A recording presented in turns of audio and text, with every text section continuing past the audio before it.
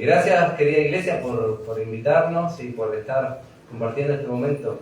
Saludos también desde la iglesia Almirante Brown, también para ustedes. Es siempre un gozo poder estar en comunión y compartir y poder pasar estos tiempos juntos. Tengo en mente algo que el Señor puso en mi corazón. Justamente tiene que ver con el hecho del creyente, la comunión y sus implicaciones. Ese es el título de mi mensaje de hoy. Y va a estar centrado en el texto de 1 de Juan capítulo 1. Así que ya les invito a que abran sus Biblias ahí. Cuando pensamos en el cristiano, nombre como tal, tiene mucha responsabilidad. Cuando nosotros decimos yo soy cristiano, esto implica mucha responsabilidad y un privilegio, por supuesto, con el cual nos estamos identificando. Pero cuando inicialmente se dio este nombre a los creyentes, a los discípulos de Jesús, no fue justamente que ellos dijeron nosotros somos cristianos, yo soy cristiano, sino que la gente popular no cristiana los veía a ellos y los identificaba por su vida diferente y que ellos hablaban continuamente de Jesús, el Cristo. Y entonces, como consecuencia de esto, claro, a ellos se los llamó cristianos. Directamente podemos decir que en la Escritura es directamente proporcional el hecho de decir creyentes, porque los cristianos son creyentes en Jesucristo.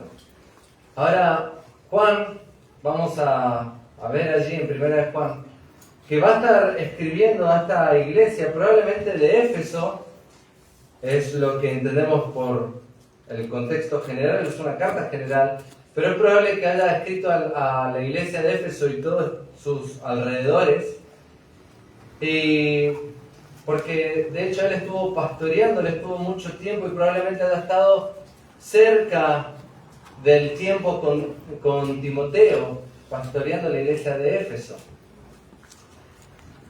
Esta iglesia a la cual el apóstol Pablo le había advertido en Hechos 20 a los ancianos, ahí Hechos 20 cuando los reúne en Mileto, le dice que después de su partida iban a entrar hombres lobos rapaces que van a procurar destruir el rebaño de Dios. Y que no solamente iban a entrar de afuera, sino que de adentro mismo se iban a levantar hombres que iban a procurar destruir la iglesia. Pasa el tiempo y esto, por supuesto, ha ocurrido. En el trasfondo histórico, podemos ver en el contexto histórico, vemos entonces que estaba el inicio de este movimiento gnóstico, es el proto-gnóstico, es decir, comenzando los primeros inicios del gnosticismo, y donde justamente ellos negaban la encarnación del Señor Jesucristo, negaban diciendo de que la materia, el cuerpo es malo y que el espíritu es bueno, es decir, el ser interior del hombre es bueno y que el hombre exterior, bueno, la parte exterior es de pecado, es mala. Filosofía que hasta el día de hoy se mantiene, de hecho, ¿no? Y esto es algo que ellos trataban entonces, con esta filosofía, eximir sus propias responsabilidades y su vida de santidad como creyentes. Estaban dentro de la iglesia, pero traían esta doctrina, esta falsa doctrina, la cual estaba empezando a contaminar la iglesia, y es por eso que Juan entonces se ve en la necesidad de escribir esta carta, y justamente 1 de Juan es una carta muy confrontativa, o es blanco o es negro, aunque va a mostrar las luchas y las tendencias propias del creyente, pero que no se queda en una condición de pecado, sino, como lo vamos a ver ahora, confiesa su pecado y confía en su abogado que está delante de Dios intercediendo por él. Ahora, quiero entonces rápidamente que vayamos al texto. 1 de Juan, capítulo 1. Y dice lo que era desde el principio, uno a uno estoy leyendo, lo que hemos oído, lo que hemos visto con nuestros ojos, lo que hemos contemplado y palparon nuestras manos tocante al verbo de vida, porque la vida fue manifestada y la hemos visto y testificamos y os anunciamos la vida eterna, la cual estaba con el Padre y se nos manifestó. Hasta aquí por ahora. Rápidamente quiero mencionar algunos detalles. Juan, como en una carta de urgencia, no hace un preludio, ni siquiera una presentación, como quizás estamos acostumbrados en las epístolas paulinas, o como en segunda de Juan o tercera de Juan, donde se presenta como el anciano. Acá entra con su tema de lleno, hablando justamente él como testigo de la persona del Señor Jesucristo. Y a lo largo de toda primera de Juan hay tres pilares que él va a estar mostrando. Una, va a mostrar una prueba doctrinal acerca de la persona del Señor Jesucristo como el verdadero Mesías, Dios hecho hombre, lo cual va a ser irrefutable, y él se presenta también como testigo y va a mostrar a lo largo, o por lo menos ya en estos primeros versículos, evidencia de esta verdad doctrinal. Pero también va a mostrar de que el creyente que cree en la persona del Señor Jesucristo va a tener una prueba moral, es decir, va a obedecer los preceptos y los mandamientos del Señor Jesús. En capítulo 2 va a decir que todo aquel que permanece en Él debe andar como Él anduvo. Todo aquel que dice que permanece en Él, todo aquel que habla, que dice que tiene comunión con Él, debe andar como Él anduvo. Y justamente esto tiene que ver con la obediencia. Pero a su vez va a mostrar una tercera prueba respecto a los creyentes. La evidencia del verdadero creyente es esa prueba social, es que ama a los hermanos, ama a la iglesia. Y va a procurar con su vida y aún hasta con su sangre no hacer nada en contra de la iglesia porque es de Dios. Entonces, esto es lo que va a plantear en todo Primera de Juan.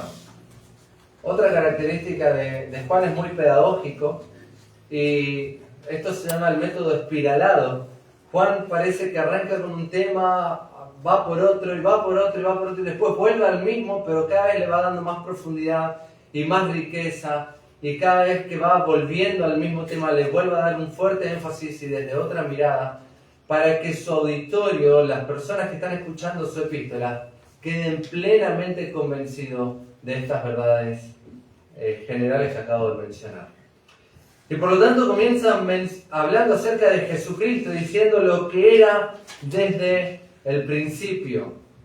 En esta introducción de esta epístola vemos entonces el fundamento doctrinal de toda verdadera comunión. Es la persona del Señor Jesucristo. La verdadera comunión se centra en la persona de Jesucristo, por dos razones básicas. Lo va a mostrar más adelante, lo voy a leer ahora rápidamente. En primer lugar, porque hemos sido adoptados por Dios como hijos, lo dice en 1 Juan 3, versículos 1 y 2. Mirad cuál amor nos ha dado el Padre para que seamos llamados hijos de Dios. Por esto el mundo no nos conoce, porque no le conoció a Él. Amados, ahora somos hijos de Dios. Y aún no se ha manifestado lo que hemos de ser, pero sabemos que cuando Él se manifieste, seremos semejantes a Él, porque le veremos tal como Él es. Y también, justamente este es el hecho que hemos nacido de Dios.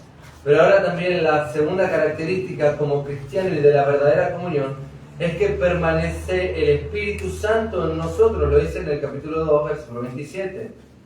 Pero la unción que vosotros recibisteis de Él permanece en vosotros y no tenéis necesidad de que nadie os enseñe. Así como la unción misma os enseña todas las cosas y es verdadera y no es mentira, según ella os ha enseñado, permaneced en Él. Ahí, al referirse a la unción, se está refiriendo propiamente a la persona divina del Espíritu Santo. Entonces, tenemos la adopción por parte del Padre, hemos nacido en Dios, en Cristo, pero también tenemos al Espíritu Santo que mora en nosotros y que nos enseña. Y esta es la evidencia de que somos hijos de Dios. Es decir, en la persona de Jesucristo, la declaración y la profesión y la confianza que Jesús es el Hijo de Dios. Ahora dice el texto, lo que era desde el principio, lo que hemos oído, lo que hemos visto con nuestros ojos, lo que hemos contemplado y palpado nuestras manos tocante al verbo de la vida. Juan aquí está mostrando y haciendo un paralelo, comienza de manera muy similar a su Evangelio. El Evangelio de Juan, capítulo 1, versículo 1, dice palabras bastante similares, ¿sí? Voy a buscarlo rápidamente porque se me fue de la memoria. Dice, en el principio era el verbo y el verbo era con Dios y el verbo era Dios. Este era en el principio con Dios. Y justamente Juan, el discípulo amado del Señor Jesucristo, una de las cosas que evidentemente el Señor le encargó en su ministerio es de evidenciar y mostrar la naturaleza divina del Hijo encarnado. Y por eso entonces va a mostrar acá a Jesús, aquel verbo, aquel que estaba en el principio. Y esto es evidente que se relaciona en una teología bíblica directamente a Génesis 1:1. En el principio creó Dios los cielos y la tierra. Es decir, Jesús, la segunda persona del Hijo, la segunda persona de la Trinidad, el Hijo de Dios, estaba desde antes de la fundación del mundo, porque Él nunca fue creado, porque Él es coexistente con Dios el Padre y Él es eterno. Esta verdad que acabo de anunciarla, estaba en tela de juicio en ese momento en la iglesia. Y esto es algo fundamental para nosotros. Esto es una doctrina indiscutible hoy en día. Pero en este momento, en esta era de la iglesia, estaban siendo sacudidos por esta falsa doctrina. Jesús era realmente el Hijo de Dios. No fue que vino el Espíritu de Dios cuando se bautizó, decían algunos, y que después a la hora de la muerte el Espíritu Santo se fue y que murió solamente un hombre común y corriente. Algunos ponían en tela de juicio de diferentes formas la deidad del Señor Jesús.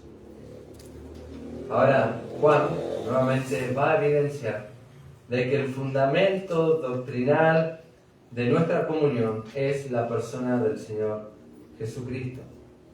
Y por eso dice, porque la vida fue manifestada y la hemos visto y testificamos y os anunciamos la vida eterna, la cual estaba con el Padre y se nos manifestó. Fíjense la terminología que utiliza allí Juan, mencionando de la eternidad, mencionando que el Hijo ya estaba en el Padre, estaba con el Padre y se nos manifestó, es decir, se dio a conocer.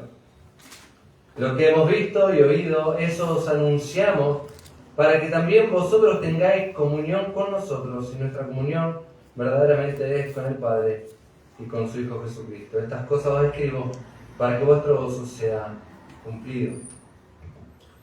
El fundamento de la comunión cristiana es la persona de Cristo, pero también en los versículos 3 y 4 vemos el propósito de esta declaración y de esta proclamación. Y es justamente el deleite la proclamación del Evangelio es la búsqueda de la comunión de los creyentes. Fíjense, dice el texto, lo que hemos visto y oído, eso os anunciamos. Juan se presenta como testigo. Y acá presenta los sentidos.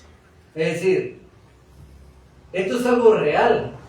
Lo hemos visto con nuestros propios ojos, lo hemos palpado con nuestras manos, lo hemos disfrutado, hemos conversado con Él, hemos tenido comunión con Él. Eso os anunciamos.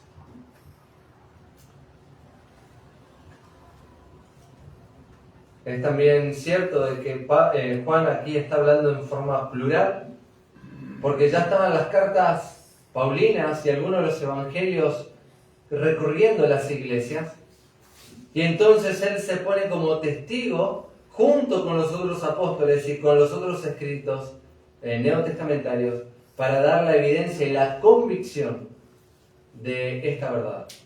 Jesucristo es Dios hecho hombre. Ahora, ¿cuál es la razón y el propósito? Lo dice bien claro. Para que también vosotros tengáis comunión con nosotros, y nuestra comunión verdaderamente es con el Padre y con su Hijo Jesucristo. ¿Se dan cuenta? Acá entonces hay una triada. Juan dice, bueno, esta es la verdad, esto nosotros les comentamos, esto les compartimos el Evangelio a ustedes para que tengan comunión con nosotros. Pero la verdadera comunión, es decir, ¿dónde descansa esa comunión mutua entre nosotros? Descansa en el Padre y con el Hijo, su Hijo Jesucristo. Y esto entonces, ¿qué trae en el corazón? Un gozo completo, un gozo pleno. Ahora, vemos en segundo lugar, versículos del 5 al 10, en primera instancia. Vemos acá la realidad, los requisitos de la comunión. Vamos a observar acá que Juan va a mostrar cuáles son los requisitos que cada creyente verdadero evidencia, y que la iglesia debe estar consciente que un creyente verdadero evidencia estas cualidades por las que tiene comunión con Dios el Padre y por ende va a tener comunión con nosotros. ¿Cuáles son estas? Bueno, comienza haciendo una declaración de Dios mismo. Y dice, este es el mensaje que hemos oído de Él. Y os anunciamos, Dios es luz, y no hay ninguna tinieblas en Él. La primera declaración es la naturaleza de Dios. El apóstol Juan entonces va a subrayar este mensaje que hemos oído de Él. Juan no va a inventar nada nuevo, no va a traer un mensaje de su propia autoría, sino va a replicar el mensaje que ha escuchado de Cristo. De hecho, eso fue lo que le dijo el Señor en Mateo 28, ¿no es cierto? Ir por todo el mundo y hacer discípulos a todas las naciones, bautizándolos en el nombre del Padre, del Hijo y del Espíritu Santo, enseñándoles que guarden todas las cosas, y aquí yo estoy con vosotros todos los días hasta el fin del mundo. Amén. Es decir, un fiel discípulo de Jesús lo que hace es tomar las palabras de Jesús y explicarla a otros. Y esto es lo que estamos tratando de hacer, entonces, explicar lo que Juan había tomado del Señor y nosotros tomamos de lo que Juan escribió para ahora exponerlo. ¿Se dan cuenta? ¿Y cuál es el mensaje? Dice, Dios es luz y no hay ninguna tinieblas en Él. Este es el mensaje de la declaración de la naturaleza de Dios. Dios es santo. Ahora, acá es donde entonces empieza el punto de debate en el contexto. Porque si los gnósticos decían que la materia era mala, nuestro cuerpo es malo porque nos lleva al pecado, a hacer las cosas malas, ¿cómo puede ser de que Dios se haya hecho hombre? Esto es algo inconcebible. No, sí, es concebible. De una manera milagrosa, por supuesto. Dios obró el milagro de que el Dios eterno, omnipotente e incontenible se haya humillado a tomar un cuerpo humano, haciéndose hombre, naciendo como cualquiera de nosotros, pero por una concepción milagrosa, por el Espíritu Santo y la Virgen María, virgen en su momento, ¿no?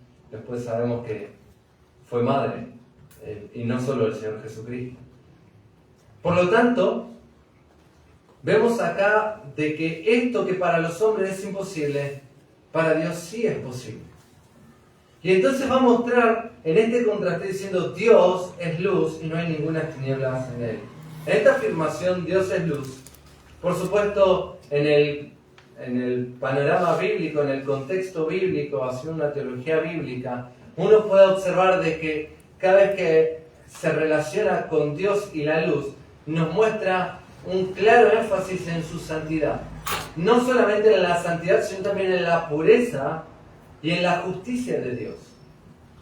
Dios es luz y no hay ninguna tiniebla en Él. Acá pone un contraste obvio, pero sumamente importante.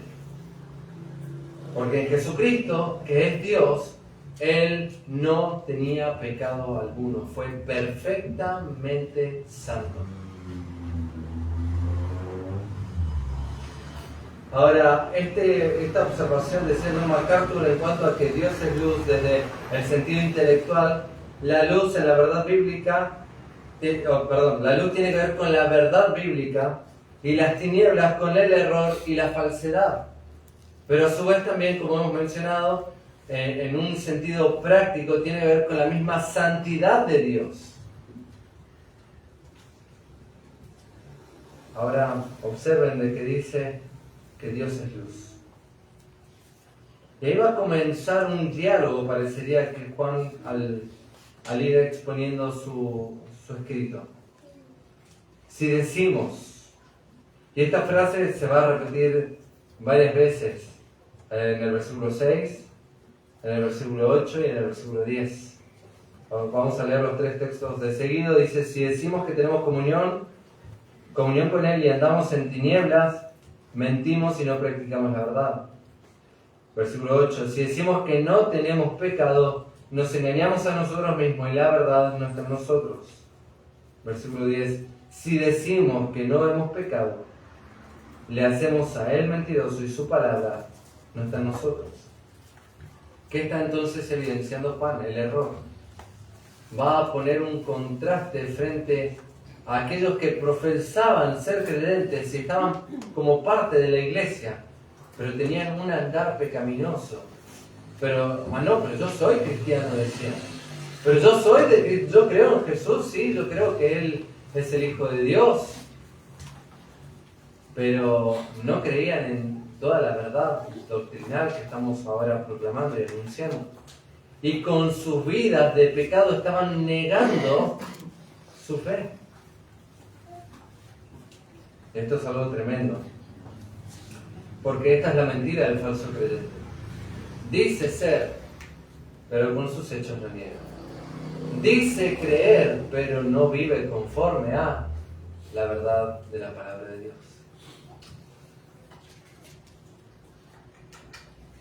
Quien dice tener comunión con Dios, pero vive en pecado, como lo dice la Escritura, es un mentiroso. Miente, dice. Es tremendo. El verdadero creyente entonces camina a la luz. Y lo va a decir después el versículo 7, que la sangre de Jesucristo su Hijo nos limpia de todo pecado. Y vamos a ver entonces algunos detalles más. Entonces, ahora yendo al versículo 6 propiamente dicho.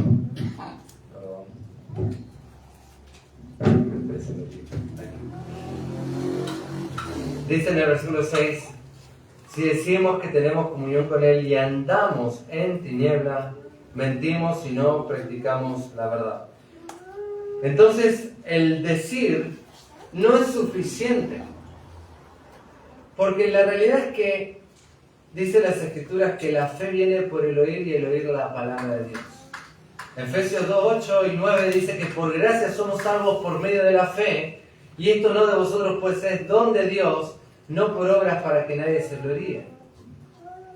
Hay una realidad que cuando nosotros creemos en el Señor Jesucristo, es como consecuencia de la verdad del Evangelio.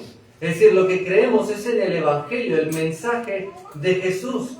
Y aquí entonces Juan está diciendo, bueno, si decimos que tenemos comunión con Él, si decimos que creemos en el Evangelio, pero estamos andando en tinieblas, estamos mintiendo.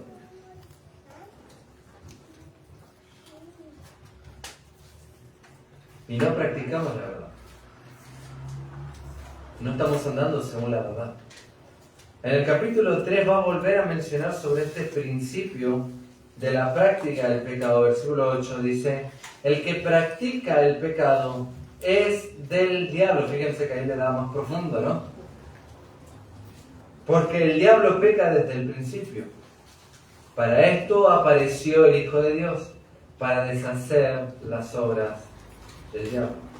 Todo aquel que es nacido de Dios no practica el pecado, porque la simiente de Dios permanece en él y no puede pecar porque es nacido de Dios. Y entonces acá nos va a dar otra evidencia. El creyente ha nacido de nuevo, es decir, tiene una nueva naturaleza y por eso no se deleita en el pecado, no anda en tinieblas como su modo de vida, no anda en el pecado como su forma de andar.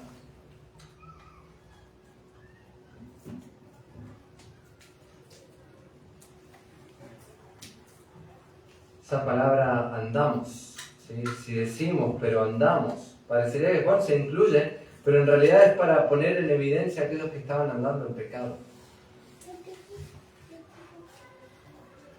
Es una terminología muy tierna, compasiva, a la cual inclusive es un llamado directo al arrepentimiento, a que deje de andar de esa manera. Pero no solamente eso, sino primeramente a que confíe en el evangelio que le está presentando, en la verdad que les está proclamando. Por lo tanto, una persona que está en comunión con Dios no puede ocultar el pecado. ¿Por qué razón? ¿Qué decía el versículo anterior? Dios es luz y no hay ninguna tinieblas en él. Por lo tanto, el creyente ahora es hijo de luz. ¿Sí? Hemos dicho y hemos visto en el texto que hemos sido adoptados por Dios, hemos nacido de Dios, el Espíritu Santo ahora mora en nosotros. Por lo tanto, el creyente es hijo de Dios, es hijo de luz. El creyente ahora no peca en tinieblas, peca a la luz de los ojos de Dios. Y es por eso que a su conciencia entonces el pecado no le es indiferente, sino que trata de exponerlo rápidamente, confesándolo, y es lo que va a mostrar más adelante, es la realidad del creyente, que confiesa sus pecados, no lo oculta. El que anda en tinieblas, sin embargo, es aquel que piensa que su pecado está oculto a los ojos de Dios. Pero Dios todo lo ve. Aún el pecado oculto. El pecado oculto, alguien lo dijo, es un escándalo abierto a los ojos de Dios. No hay nada que se pueda esconder de él. Ahora, el contraste, versículo 7, el contraste del versículo 6, dice, pero si andamos en luz, como Él está en luz, tenemos comunión unos con otros, y la sangre de Jesucristo su Hijo nos limpia de todo pecado. Por lo tanto, acá vemos que la luz y las tinieblas no pueden coexistir. Quien dice que tiene comunión con Dios y anda en tinieblas, probablemente es que realmente no haya sido salvo. Se está autoengañando, pensando de que, sí, porque yo hice una oración, o porque yo hice esto, yo levanté la mano, pasé al frente, o hice esto, o hice lo otro, soy salvo. Pero sigue viviendo en su mismo pecado y con su misma forma de andar, sin una vida digna de arrepentimiento. Está evidenciando que no ha nacido de nuevo.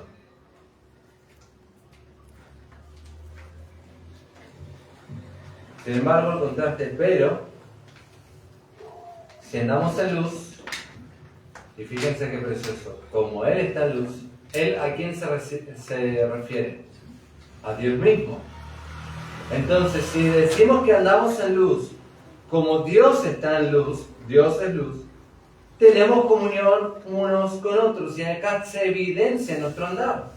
Nuestro andar se evidencia en el andar, el andar en luz, el andar en comunión con Dios, se evidencia en la comunión unos con otros, porque queremos servirnos unos a otros, estimularnos al amor y a las buenas obras, como lo dice Hebreos 10.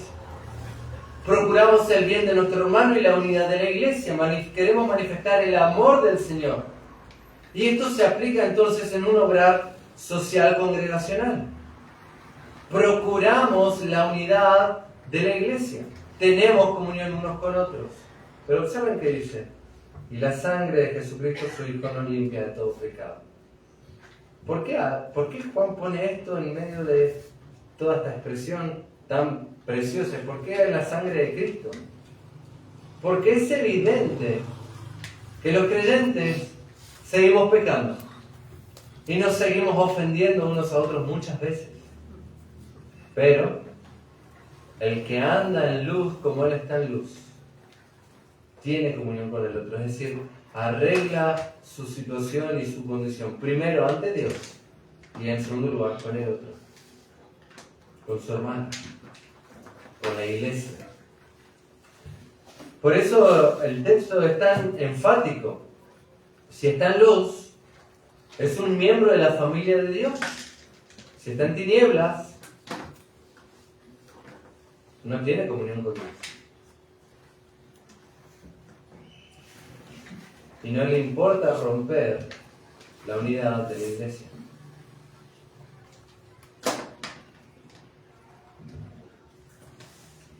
No se puede separar la comunión con Dios y la comunión con los hermanos y con la iglesia. No se puede separar.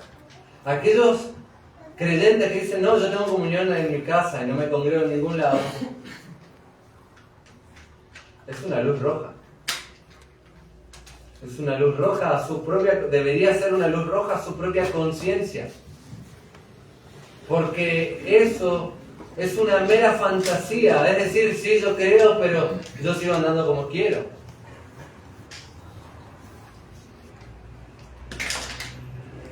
No podemos andar de esa manera. El que ha creído en Jesucristo está comprometido con Él y con todo lo que Dios ha establecido. Y Dios ha establecido la iglesia. No es un invento de los hombres, es un invento de Dios. Dios la creó, Dios la diseñó. La iglesia es perfecta. En el plan y en el diseño de Dios es perfecta, es preciosa la iglesia. De hecho, es la esposa de Cristo mismo. Claro que en el plano humano en el cual todavía estamos de este lado de la eternidad, todavía la iglesia es imperfecta. Pero un día será gloriosa. Lo dice Efesios capítulo 1. Vamos a presentarnos delante de Cristo, gloriosa y sin mancha, en una perfecta unidad, en un perfecto amor, en un deleite con nuestro Señor, único, que no lo habremos experimentado todavía y que lo vamos a experimentar en la gloria. Esa es nuestra esperanza. Amén. Amén. Ahora, por eso es tan importante la comunión unos con otros, porque es el resultado de nuestra comunión con Dios. Si tenés comunión en tu casa, como debería ser que cada día debes deleitarte en el Señor, es imprescindible entonces que te reúnas con un grupo de hermanos que creen en la doctrina de la palabra de Dios, en la fiel doctrina de Jesucristo como Dios y Señor, y adores al mismo Dios, el Dios vivo y verdadero. Ahora en el versículo 8 nos dice, otra vez pone, si decimos, como en el versículo 6, si decimos que no tenemos pecado, acá parece la embarra más, ¿cierto? La situación de algunos no solamente decían que, bueno, tenían comunión con Dios y andaban en tinieblas, sino que ahora dice, no tenemos pecado. ¿Qué dice? Nos engañamos a nosotros mismos y la verdad no está en nosotros. Si decimos que no tenemos pecado. Aquí la palabra original en el griego está en manera singular, hablando de la naturaleza del pecado. Si decimos que no tengo naturaleza de pecado, en realidad, ¿qué estoy diciendo? Me estoy autoengañando. ¿Por qué Juan dice esta? Es la pregunta, ¿no? Bueno, el contexto justamente nos permite ver de que los gnósticos decían de que ellos habían llegado a tal nivel de espiritualidad y de comunión con Dios, de que ellos ya no pecaban más. Ellos ya habían pasado a otro nivel de espiritualidad, a otro nivel de santidad. Entonces, bueno, ellos estaban bien, aunque seguían viviendo en pecado. Porque ellos decían de que su interior, su espíritu, estaba perfecto, era bueno. Ya habían llegado a un nivel de automeditación y, como quieran llamarlo, ¿cómo es? Cuando hacen esa introspección, esa meditación, ¿no es cierto?, media oriental, y en la cual como que llegan a un nivel muy alto. Bueno, ellos ya decían, ya estamos perfectos, ya no tenemos pecado. Bueno, Juan va a contrastar esa idea. Dicho sea de paso, hoy en día esa corriente entre las iglesias todavía está. Por supuesto, no en todas las iglesias. En iglesias bíblicas, en iglesias sanas, de sana doctrina, no. Pero en otras iglesias, lamentablemente, eso se sigue creyendo, que han llegado a un nivel de espiritualidad que ya no peca. Ojo. Ahora, estas personas evidentemente estaban en medio de la iglesia. Y ellos pensaban de que no tenían pecado. Ahora, qué triste, ¿no? Porque estas personas se estaban autoengañando. No solamente no querían ver su modo de andar, que era un modo de pecado, sino que tampoco reconocían la verdad de Dios. Porque la verdad dice, no está en vosotros. ¿Se dan cuenta? Esto es algo tremendo, es decir, había un rechazo entonces de manera contundente al Evangelio, a Cristo mismo. Aunque por supuesto muy diplomáticos, y probablemente decían, no, yo digo que sí tengo comunión con Dios, pero yo no peco más. De tanta comunión que tuve con Dios, yo no peco más. Mirá, mi rostro resplandece como el de Moisés.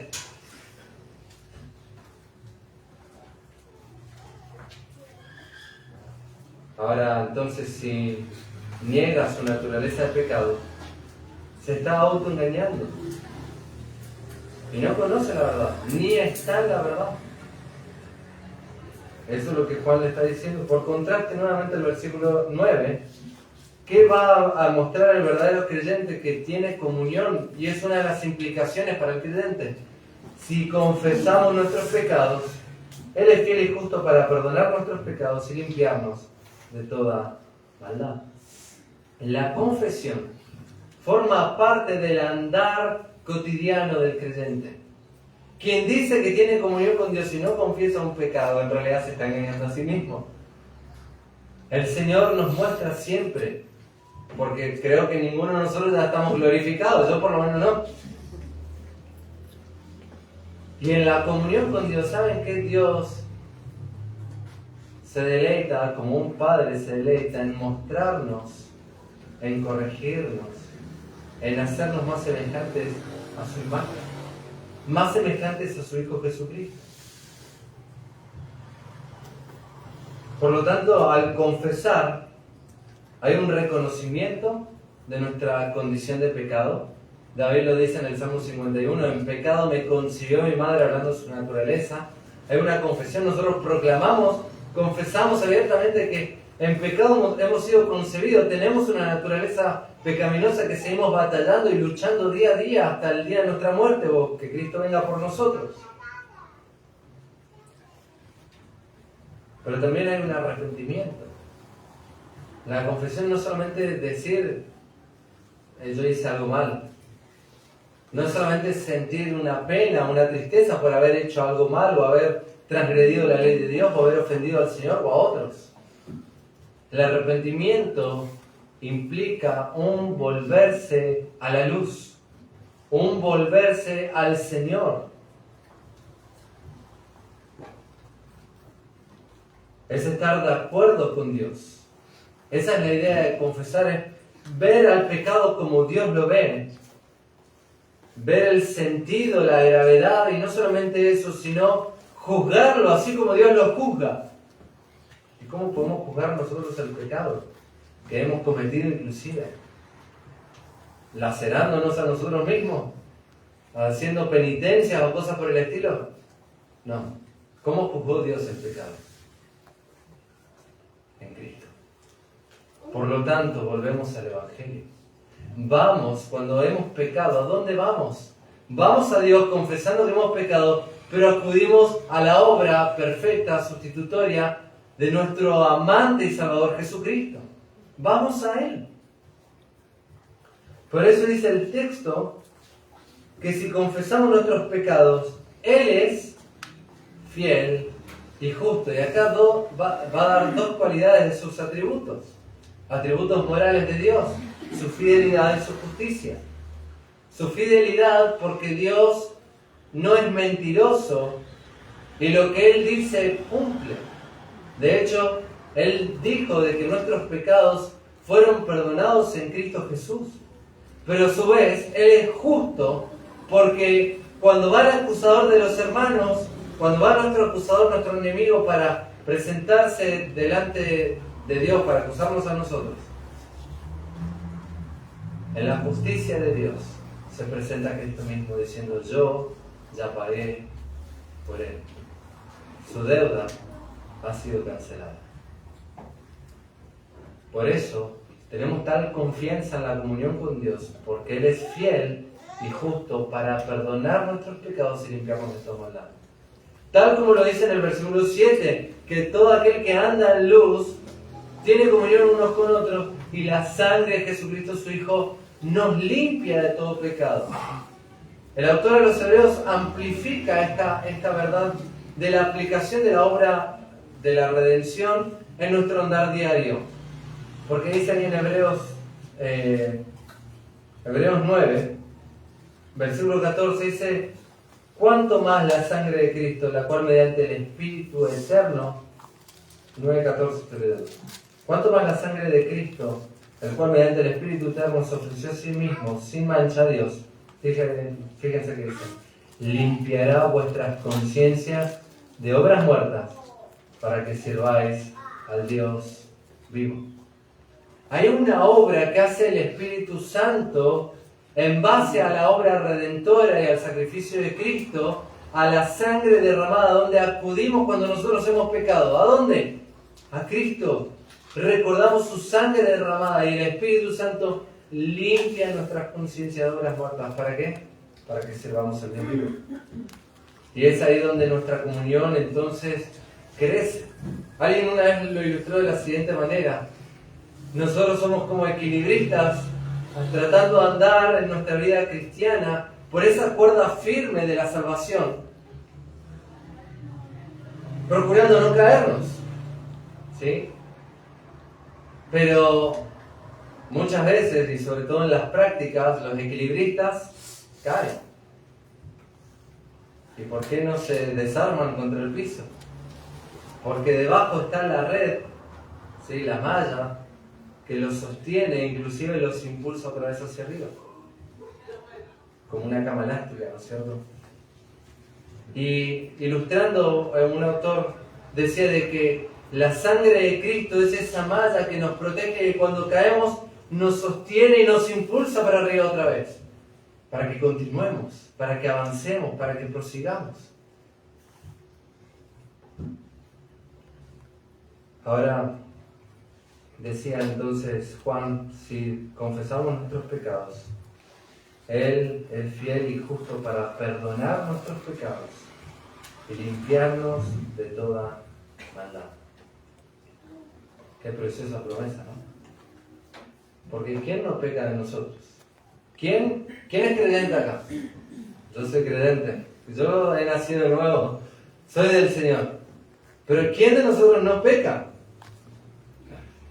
Todos pecamos, ¿no es cierto? Y todos necesitamos confesar nuestros pecados para ser perdonados y para disfrutar de esa comunión con el Señor. Ahora, Juan nuevamente dice el texto acá: si decimos que no hemos pecado, otra vez, si decimos, sí decimos. Porque muchas veces hablamos y no somos lo que hablamos. Y por eso decía: si decimos que no hemos pecado, le hacemos al mentiroso y su palabra no está en nosotros. El creyente recibe el perdón. Y recibe el perdón y es aplicado el perdón no solamente de manera judicial cuando ha creído en Cristo y ha sido justificado por la fe, como lo dice Romanos 5:1, sino también que recibe el perdón, como hemos dicho, paternalmente. Es decir, que cuando nosotros confesamos, Dios ahí entonces se deleita en perdonarnos y hay un espíritu renovado y un deleite familiar en esa comunión íntima con el Padre. Pero ahora, negar el pecado y negar la condición, lo único que hace es traer muerte. y muestra justamente la condición de esa persona. Dice, si decimos que no hemos pecado, le hacemos a él mentiroso. Y fíjense acá entonces, en contraste con quién está exponiendo, con Dios mismo. Le hacemos a él mentiroso. Y dice más, y su palabra no está en nosotros. Es decir, que si alguno de entre nosotros niega que ha pecado, niega su condición, en realidad está negando, está diciendo que Dios es mentiroso. ¿Se dan cuenta de la gravedad? Están afirmando de que Dios entonces es mentiroso.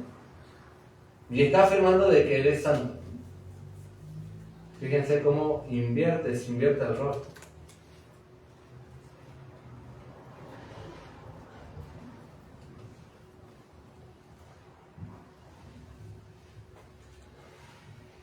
Hacerle a Dios mentiroso.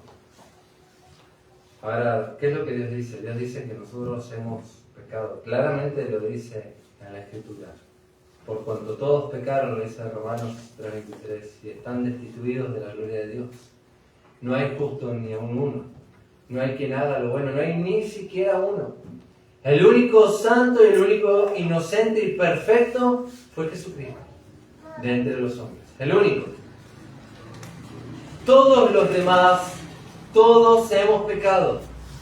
Y todo aquel que se le ocurra decir, no, yo no he pecado, es mentiroso. Por lo tanto, está pecando.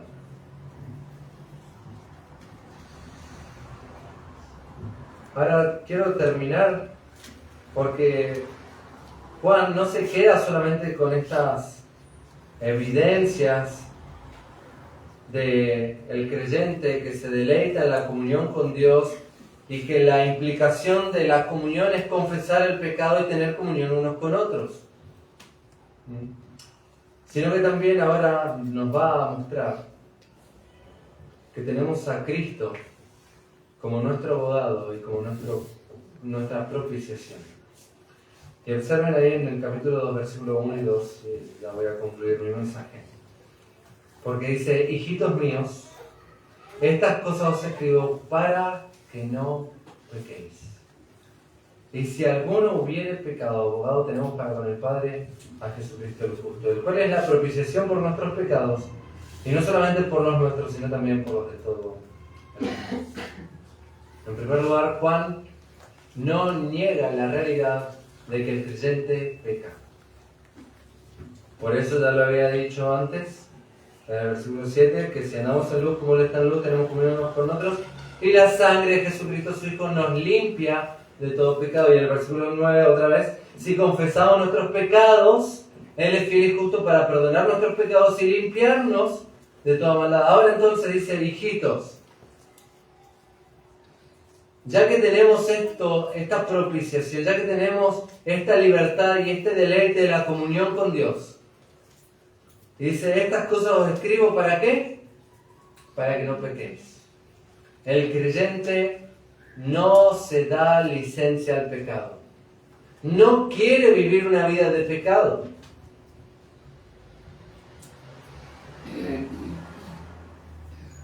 El creyente no se conforma con minimizar sus fallas. Bueno, pero es solamente una mentira. No. Hasta algunos le quisieron llamar mentira piadosa, ¿no? Pensando de que tiene algo de piedad, la mentira, que es un pecado, de ninguna manera. Ahora, el creyente no se conforma con esto. Entonces dice Juan, entendiendo que el creyente peca, si alguno hubiere pecado, abogado tenemos para con el Padre. La realidad es que el creyente peca, no porque quiere pecar, aunque muchas veces pecamos con intención, lamentablemente. El creyente debe tratar de evitar el pecado. Pero si nos hemos dado cuenta que hemos transgredido la ley de Dios, hemos sido desobedientes al Señor, hemos pecado contra el Señor, no nos quedemos ahí. Porque bien lo dice Proverbios 28:13, que el que encubre sus pecados no prosperará, mas el que los confiesa y se aparta alcanzará misericordia.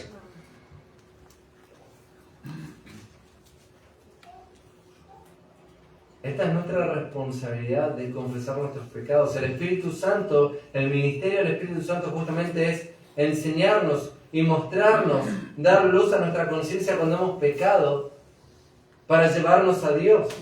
Pero es nuestra responsabilidad confesar delante de Dios nuestro pecado.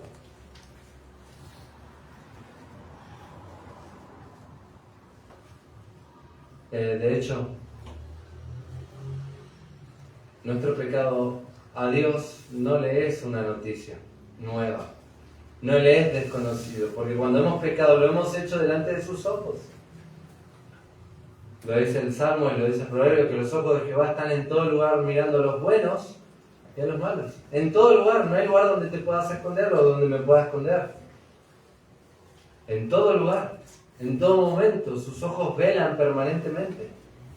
Él está con nosotros todos los días.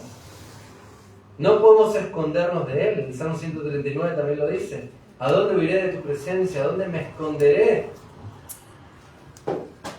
Es imposible escondernos y huir de Dios. Todo Él lo llena. Todo Él lo sabe.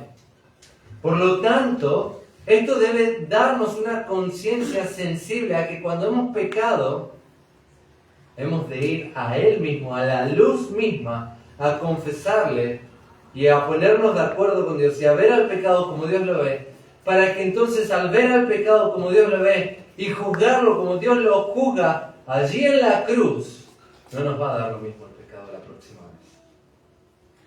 La próxima vez que seas tentado vas a volver, vas a recordar el costo que tuvo o que tiene pecado, que tuvo el pecado.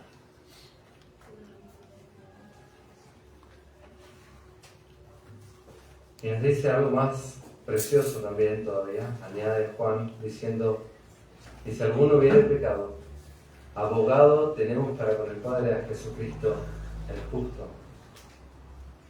Él es fiel y justo para perdonar nuestros pecados y tenemos a Jesucristo el justo como nuestro abogado. ¿Qué hace un abogado?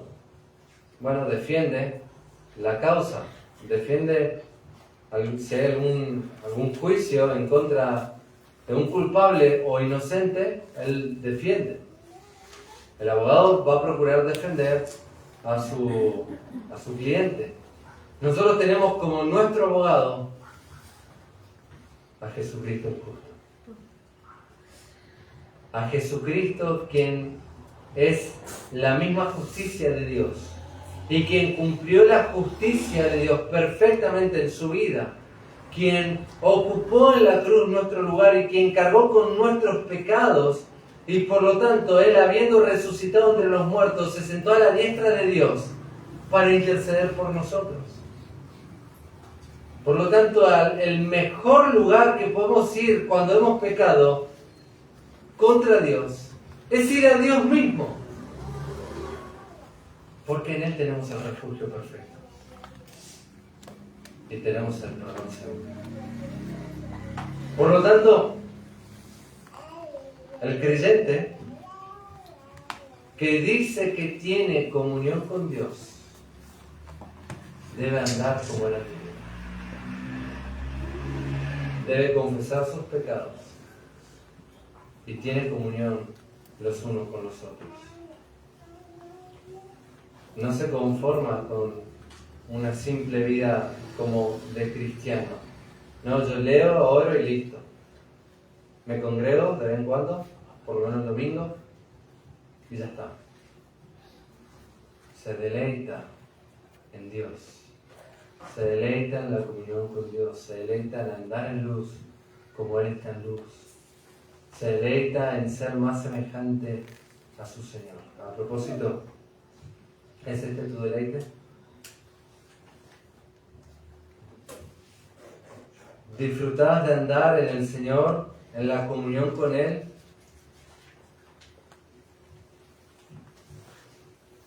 Como iglesia, fomentamos la vulnerabilidad de nuestra condición de pecadores para confesar nuestros pecados y si hemos pecado con alguien ir y arreglar nuestras cuentas con nuestro hermano?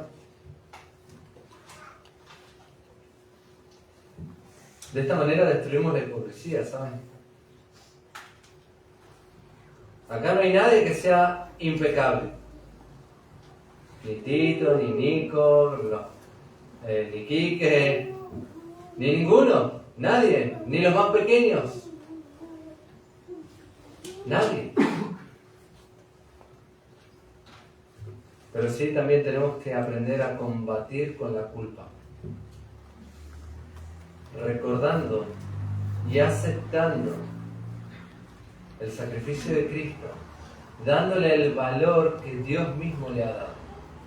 Porque si Dios se ha complacido en la obra del Señor Jesús, nosotros también debemos complacernos en ella.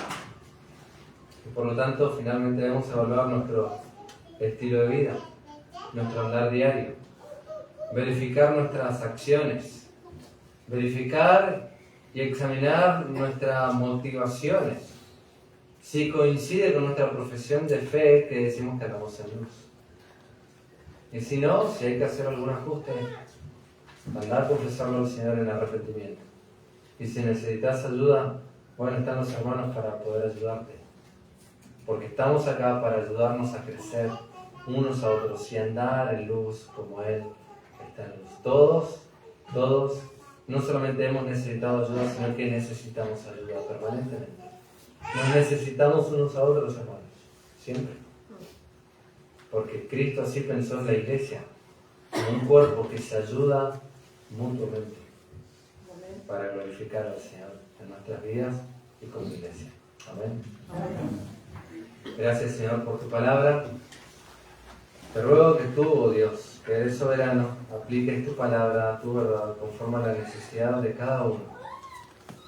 Que tu iglesia pueda ser edificada y que a lo largo de esta semana, Señor, podamos meditar en tu verdad. Y examinando así también nuestro andar, si estamos andando en luz, conforme a lo que profesamos, que decimos que somos tus hijos. Porque queremos andar como hijos de luz, queremos honrarte, Señor. Ayúdanos y cuida nuestras mentes y nuestros corazones, para que te amemos a ti por sobre todas las cosas y busquemos hacer tu voluntad en todo.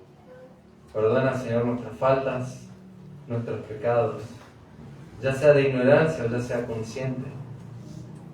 Señor, ayúdanos a poder andar en luz y evitar el pecado. Te lo pedimos en el nombre de Jesús. Amén. Amén. Gracias, hermanos. Muchas bendiciones.